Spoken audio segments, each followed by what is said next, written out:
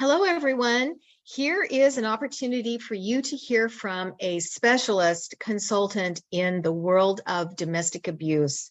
And so I'm going to turn it over to Diane. Diane, take it away.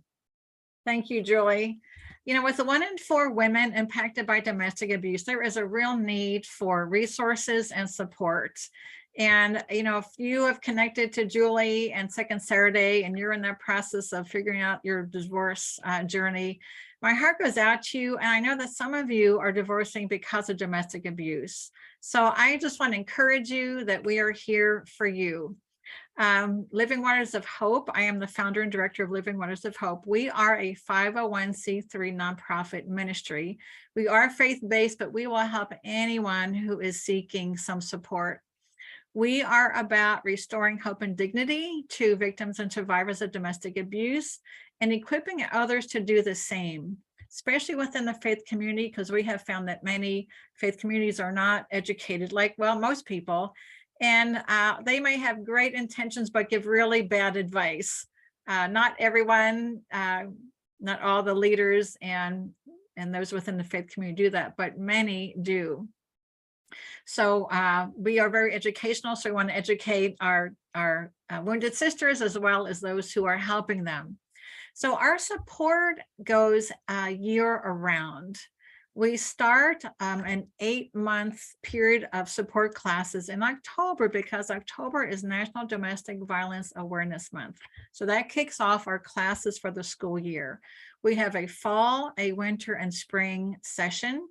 We have 3 books that we have developed to walk women through different aspects of their healing journey. We have 27 different topics.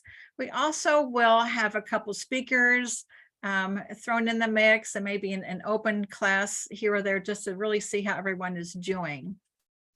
But it's very participative. There are questions within each of the lessons so that we are a big believer in verbal processing to help you in your healing journey.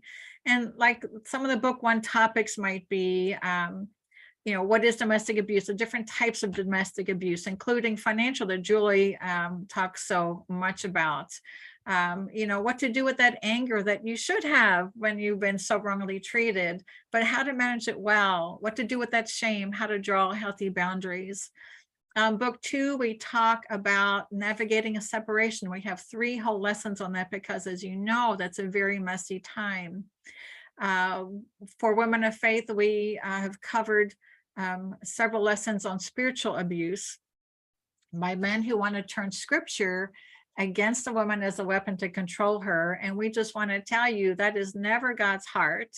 He would never want any woman to be in an abusive situation. So we add scripture to the educational piece about domestic abuse to really show you that God cares about you and that he wants you to live a healthy and safe life.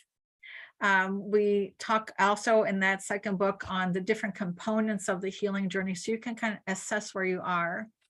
Our third book, we talk about trauma, because any woman who goes through domestic abuse has been traumatized to a certain degree. There's that fight or flight response. There's that hypervigilance. That's the, you're not sleeping at night. You have panic attacks. All those are aspects of trauma. We talk about narcissism and deep dive into that because narcissism makes you believe lies that he is telling you, and those lies stay with you for a long time, like, well, it was my fault, or if I just did this or I just did that. No, that's not the truth. So we help women untangle the web of the lies that they've been believing. And we do have a lesson on life after divorce because most of our gals end up divorcing because statistically, men who choose to get the help they need are in the single-digit percentile. So most by far, our girls go through the divorce process just like you gals are going through. So, and I want you to know that, divorce is not the end of your story. It is the beginning of a new chapter. So I just want to end by saying we are here for you. We are online. So we reach women locally and across the country. So if you might have a need, you might have a friend, in another area that is looking for a faith-based support group, or just someone, a community to be a part of, that they can be understood and accepted and not judged. We are that for you. We are safe and confidential, and would love to walk alongside of anyone who's looking for some support to recover from domestic abuse. So thank you, Julie. I so appreciate your willingness to allow me to share our heart for our wounded sisters.